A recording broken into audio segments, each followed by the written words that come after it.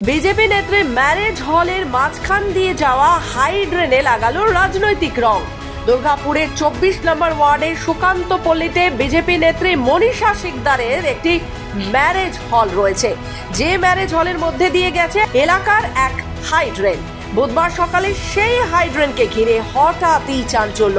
ওই হাইড্রেনের ওপর নির্মাণ কার্য করেছিলেন বিজেপির নেত্রী। স্থানীয় তৃণমূল কর্মীরা তাতে বাধা দেয় ও কাজ বন্ধ করে দেয়। পরবর্তীকালে দুর্গাপুর নগর নিগমের আধিকারিকগণ এসে ঘটনাস্থলে পরিদর্শন করেন ও বিজেপি নেত্রীকে যাবতীয় কাগজপত্র দিয়ে দেখা করতে বলেন। এই ইস্যুকে ঘিরে বিজেপি ও তৃণমূলের মধ্যে শুরু হয়েছে রাজনৈতিক চাপানুতোর। বিজেপি নেত্রীর অভিযোগ, জায়গাটা তার, টাকা দিয়ে জমি কিনেছেন, বিজেপি করার জন্যই হেনস্থার শিকার তিনি হচ্ছেন। আমার জায়গা, এটা আমাদের কেনা জায়গা, আমার শ্বশুর মশাইয়ের জায়গা, কেনা জায়গা। এখানে ধান চাষ হতো, আপনারা খবর নিয়ে দেখবেন।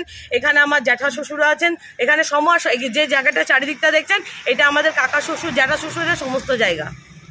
আচ্ছা, তো মানে এটা আপনাদেরই জায়গা? একদম জায়গা। তো এর আগে কোনোদিন এডিডিএ বা ডিএমসি কোনো দিন আসেনি। এবং এই ড্রেনটা যেটা দেখছেন, সেটা আমরা নিজেরা পয়সা খরচা করে ড্রেনটা বাঁধিয়েছি। এই ড্রেন বরাবরই কাঁচা ড্রেন ছিল।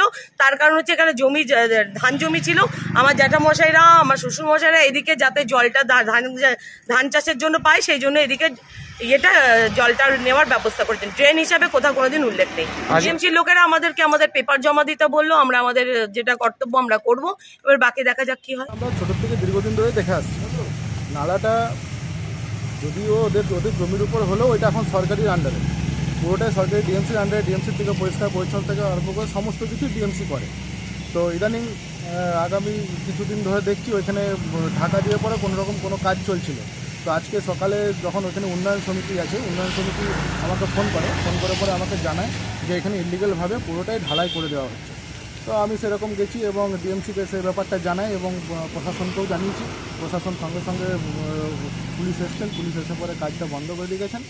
এবং আমরা ডিএমসিকেও জানিয়েছি, ডিএমসির থেকে ডিএমসির যারা আছে কর্তৃপক্ষ আছে, ডিএমসি কর্তৃপক্ষ এখানে এসেছিলেন, এসে পরে কথা বলে গেছেন।